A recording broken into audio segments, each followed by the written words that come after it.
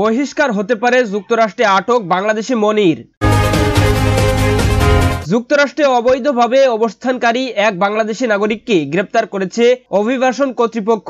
নাবালিকাদের যৌন নিপীড়নের অভিযোগে প্রয়োগ এবং অপারেশন ERO এ সম্প্রতি কানেকটিকাট পুলিশ তাকে গ্রেপ্তার করে। বোস্টনে আওতাধীন কানেকটিকাটের হার্টফোর্ড অফিসে নির্বাসন কর্মকর্তারা অপারেশনে সহযোগিতা করে। মনির উদ্দিন 47 বছর বয়সী নামের এক বাংলাদেশিকে গত বছর 22 এপ্রিল কানেকটিকাটের লিসফিল্ড থেকে গ্রেপ্তার করা হয়। ট্রাম্পের বর্তমান অভিবাসন দমন অভিযানের আওতায় তিনি বহিষ্কারের মুখোমুখি হতে পারেন বলে ধারণা করেছেন স্থানীয় প্রবাসীরা।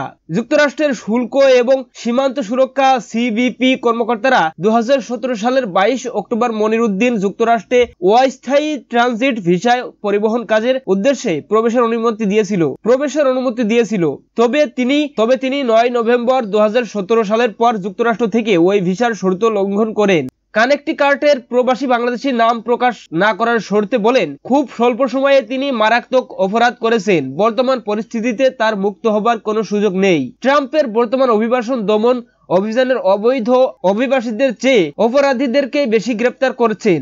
এ অবস্থায় তাকে যুক্তরাষ্ট্র থেকে বহিষ্কার করা হতে পারে বলে মন্তব্য করেন তিনি। কানেকটিকাটের স্টেট পুলিশ 2 এপ্রিল তাকে গ্রেপ্তার করে নাবালিকাদের সাথে যৌন নির্যাতন, অবৈধ যৌন যোগাযোগ, 4th ডিগ্রির যৌন নির্যাতন, শিশুর প্রতি ঝুঁকিপূর্ণ আচরণ, 21 বছরের কম বয়সীদের কাছে অবৈধভাবে তামাকজাত পণ্য বিক্রির একাধিক অভিযোগে অভিযুক্ত করে। আটক মনির কানেকটিকাটের লিসফিল্ড, সিডগো গ্যাস স্টেশন অথবা কনভিনিয়েন্সের স্টোরের দোকান কর্মী। তিনি দীর্ঘদিন ধরে অবৈধভাবে যুক্তরাষ্ট্রে অবস্থান করছেন। তাকে অবৈধভাবে বসবাসের অভিযোগে আটক করা হয়েছে। দর্শক, এই ছিল আজকের সর্বশেষ আপডেট নিউজ। সকল প্রকার আপডেট নিউজ সবার আগে পেতে আমাদের চ্যানেলটি সাবস্ক্রাইব করে পাশে থাকুন। ধন্যবাদ সবাইকে। আল্লাহ হাফেজ।